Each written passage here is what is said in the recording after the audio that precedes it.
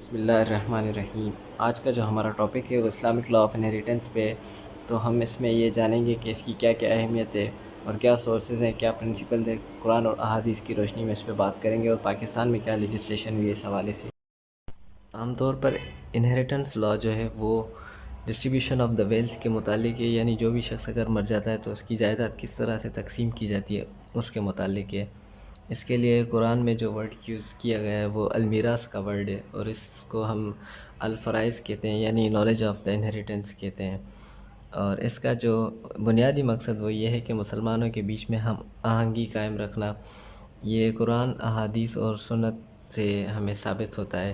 جس طرح ابو ہریرہ رضی اللہ تعالیٰ عنہ فرماتے ہیں کہ رسول اللہ صلی اللہ علیہ وآلہ وسلم نے فرمایا، اگر کوئی شخص مسلمانوں میں کچھ مال چھوڑ کر مر جائے تو وہ مال اس کے وارثوں کو مل جائے گا۔ اگر وہ قرض یا زیر کفالت چھوڑتا ہے تو ہم ان کا خیال رکھیں گے۔ صحیح بخاری کی حدیث۔ اس کی سگنیفیکنس دیکھیں تو اسلامی وراثت کا قانون جو ہے وہ مالی تحفظ کے ساتھ ساتھ دولت کی تقسیم میں انصاف اور برابری پر بھی زور دیتا ہے، اور اس کے ساتھ اس بات کو یقینی بناتے ہوئے کہ خاندان کے جو کمزور افراد ہیں ان کو بھی ان کا حق مل جائے، اور وراثت کے جو تنازعات ہوتے ہیں ان کو روکنا، خاندان میں اتحاد اور سماجی ہم آہنگی کو برقرار رکھنا۔ جس طرح قرآن میں 35 سے زیادہ بار جو ہے اس کا وراثت کا ذکر کیا گیا ہے، اور سورۃ النساء کی آیت نمبر 33 میں فرمایا گیا ہے، اور ہم نے ہر ایک کے لیے والدین اور قریبی رشتہ داروں کا وارث مقرر کیا ہے، اور جن سے تمہاری قسمیں بندھی ہیں انہیں بھی ان کا حصہ دو، بے شک اللہ گواہ ہے، ہر چیز پر قادر ہے۔ اس کا بنیادی مقصد یہ ہے کہ انصاف کو جو برقرار رکھنا، اور اس بات کو یقینی بنایا جائے کہ دولت نہ صرف چند لوگوں کے ہاتھوں میں ہی مرکز بن کے رہ جائے۔ اب ہم اس کے سورسز پہ آتے ہیں، تو سب سے پہلا پرائمری اینڈ جو اتھینٹک سورس ہے وہ قرآن ہے۔ جس طرح ہم اگر دیکھیں کہ سورۃ النساء کی آیت نمبر 11 میں اللہ تعالیٰ فرماتا ہے، حکم دیتا ہے، جس کا مفہوم یہ ہے کہ اگر کوئی شخص مر جاتا ہے اور اس کی جو پراپرٹی بچتی ہے تو اس میں سے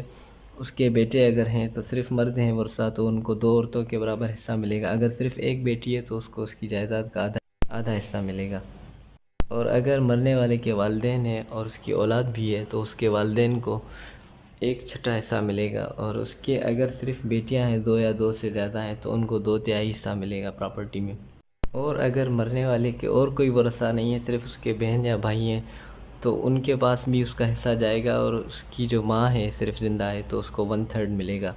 اور اس کے ساتھ ساتھ یہ سب پہلے جو ہے اس کے قرضے یا جو باقی واجبات ہیں وہ ادا کرنے کے بعد انہیں دیا جائے گا۔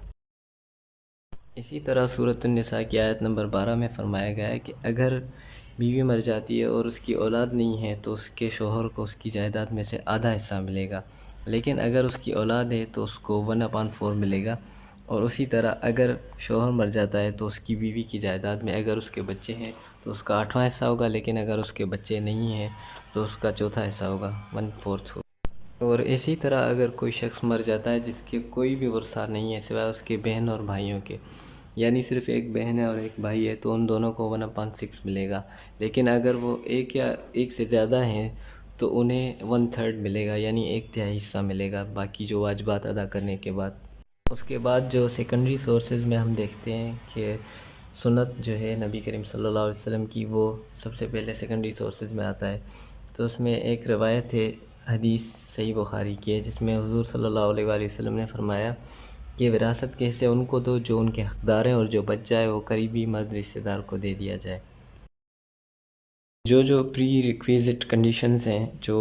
جائیداد کی تقسیم سے پہلے ضروری ہیں، ان میں سب سے پہلے جو آتا ہے وہ فیونرل ایکسپنسز ہے، یعنی مرنے والے کے کفن دفن کا انتظام کیا جاتا ہے، اور اس کے بعد اس کے جو کچھ قرضے یا واجبات ہیں وہ ادا کیے جائیں، اور تیسرے نمبر پہ اگر اس نے کوئی وصیت کی ہے تو وہ پوری کی جائے گی، اور چوتھے نمبر پہ اگر اس نے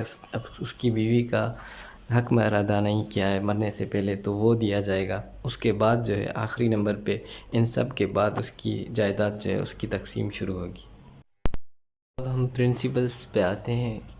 جو حنفی لا آف انہیریٹنس میں فالو کیے جاتے ہیں، کیونکہ پاکستان میں زیادہ تر حنفی لا آف انہیریٹنس فالو کیا جاتا ہے، تو اسی طرح یہاں پہ جو سیریز میں دیا گیا ہے سب سے پہلے فکسڈ شیئر سے، یعنی جو قرآن میں وارث بتائے گئے ہیں مرنے والے کے، اس کا بیٹا ہو گیا، اس کی بیٹی ہو گئی،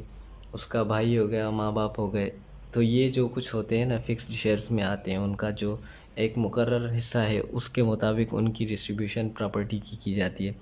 اگر وہ نہیں ہوتے ہیں تو دوسری صورت میں ریزیڈیوریز، یعنی ان کے علاوہ دوسرے جو رشتہ دار ہوتے ہیں باقی سیکنڈ کیٹیگری میں جو آتے ہیں ان کو دیا جاتا ہے سیکنڈ پرائرٹی۔ اور اسی طرح اگر تھرڈ نمبر پہ ہم دیکھیں تو ایگنیٹک پرنسپلز، یعنی انہیں ڈسٹنٹ کنڈرڈس بھی کہا جاتا ہے، یا جو دور کے رشتہ دار ہوتے ہیں انہیں اگر وہ فرسٹ دونوں کیٹیگریز اس ٹائم اگر وراثت کے وقت دونوں موجود نہیں ہیں تو تھرڈ نمبر جو ہے کیٹیگری ڈسٹنٹ کنڈرڈس، ان کو یہ جو اس کی تقسیم وراثت کی جائے گی، اس کا مال ان کی طرف جائے گا۔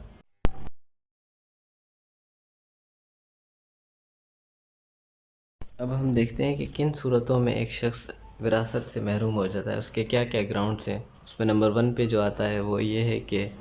اگر کوئی شخص اپنے باپ کا خود قتل کر دے تو وہ اس سے محروم ہو جاتا ہے، اور اگر کوئی شخص لیجیٹیمیٹ چائلڈ ہے تو وہ بھی اسے بھی پراپرٹی نہیں جائے گی۔ اور اس کے بعد تیسرے نمبر پہ ڈیفرنس آف ریلیجن ہے، اگر کوئی شخص اپنا مذہب تبدیل کر دے، یعنی اگر مسلم سے وہ غیر مسلم ہو جاتا ہے تو اسے بھی نہیں ملے گی۔ نمبر 4 پہ اسچیٹ ہے، اگر کوئی شخص یعنی جس کا کوئی بھی لیگل ایئر نہیں ہے، جو 3 کیٹیگریز اوپر ڈیفائن کی گئی ہیں ان میں سے کوئی بھی باقی اس کا نہیں رہتا ہے، تو اس صورت میں اس کی پراپرٹی جو ہے اسٹیٹ کو جائے گی۔ نمبر 4 پہ اسٹاپل ان سکسیشن ہے، اس کا 5 پہ اس کا مطلب یہ ہے کہ اگر کوئی شخص اپنے باپ سے لا تعلقی کا اظہار کر دیتا ہے تو اسے بھی جو انہیریٹنس نہیں ملے گا۔ اور اب ہم اس پہ دیکھتے ہیں کہ پاکستان میں اس حوالے سے کیا کیا لیجسلیشن ہوئی ہے۔ سب سے پہلے مسلم فیملی لا آرڈیننس 1961 کا ہے، جو سکسیشن کے ایشوز ہیں، رجسٹریشن آف میرج، طلاق، ڈائیورس، یہ جو سارے معاملات ہیں ان سے ڈیل کرتا ہے۔ اس کے ساتھ ساتھ یہ سارے ٹاپکس جو ہے محمدن لاء میں بھی کور اپ ہو جاتے ہیں، جو کہ نان اسٹیچوٹری ہے، اور اس کے علاوہ کورٹس بھی اس کو کبھی فالو کرتے ہیں کبھی نہیں کرتے ہیں، ہمارے پاکستانی جو بھی ہیں عدالتیں۔ اس کے علاوہ اگر ہم دیکھتے ہیں کہ 1925 کا سکسیشن ایکٹ ہے، جو خاص طور پہ خصوصی صرف جو سکسیشن کے معاملات ہیں ان سے ڈیل کرتا ہے، وہ سکسیشن کس طرح ہوگی، کس طرح ایڈمنسٹر کیا جائے گا، تو وہ صرف اسی سے ہی متعلق ہے۔ اور پاکستان کے کانسٹیٹیوشن کا آرٹیکل 23 جو ہے وہ وومنس رائٹ آف پراپرٹی ہے، اس کو بھی تحفظ فراہم کرتا ہے۔ اور پی پی سی کا اگر سیکشن 498A دیکھیں تو وہ یہ کہتا ہے کہ اگر کوئی عورت ہے جس کو اپنے حق وراثت سے محروم کیا جاتا ہے تو اس کی سزا 5 سال ہے، اور اس کے ساتھ ساتھ 10 لاکھ روپے فائن بھی ہے۔ اس کو ہم کنکلوڈ کرتے ہیں تو اسلامک لا آف انہیریٹنس جو ہے اس کا بیسک بنیادی مقصد ہے وہ principle of fairness, justice and جو فیملیل رسپانسبلٹیز ہیں ان کو اپہولڈ کر رہا ہے، اور یہ قرآن اور احادیث کی روشنی میں جو معاشی ہم آہنگی ہے اور جو معاشی استحکام ہے مسلمانوں کے بیچ میں اسی پہ زور دیتا ہے۔ اور اس طرح ہم اگر دیکھیں کہ ان لاز کو اگر ہم فالو کریں تو مسلمان جو ہے وہ اپنی نہ صرف ریلیجیس اوبلیگیشنس ہیں اس کو، بلکہ فیملیل جو رسپانسبلٹی یا ریلیشن شپس ہیں ان کو بھی قائم رکھتے ہوئے آپس میں ایک خوشحال زندگی گزار سکتے ہیں۔ حالانکہ اس میں کچھ کمپلیکسٹیز بھی ہیں، لیکن اس کے باوجود بھی یہ اسلامی وراثتی قانون جو ہے وہ ایک سمجھیں روایت کا سنگ بنیاد ہے جو مسلسل جدید قانونی فریم ورک کے مطابق ہے۔